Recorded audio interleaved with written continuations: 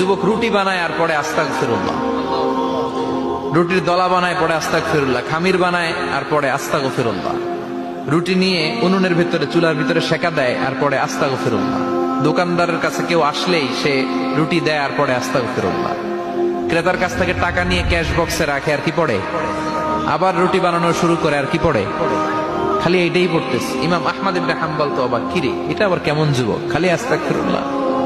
উনি প্রশ্ন করলেন, যুবক ঘটনা কি? আসার পর থেকেই তোমার দেখতেছি তুমি রুটি বানাও, রুটি বিক্রি করো আর পড়ো আস্তাগফিরুল্লাহ, মালাকা ইয়া শাবাব। যুবক বলে, আস্তাগফিরুল্লাহ আমার সবচেয়ে বেশি পছন্দের আমল, আমি সব সময় আঠার মতে ইস্তেগফারের সাথে লেগে থাকি আর সব সময় পড়তে থাকি আস্তাগফিরুল্লাহ, আর এর বদৌলতে আল্লাহ আমারে মুস্তাজাবুদ দাওয়া বানিয়ে দিয়েছে। আহমদ ইবনে হাম্বল তো অবাক, আনতা মুস্তাজাবুদ দাওয়া, তুমি মুস্তাজাবুদ দাওয়া রুটিওয়ালা?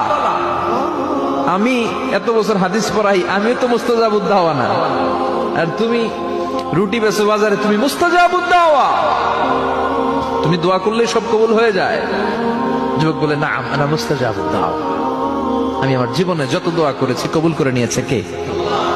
সব দোয়া কবুল করে নিয়েছে আল্লাহ, একটা দোয়া ছাড়া। কয়টা?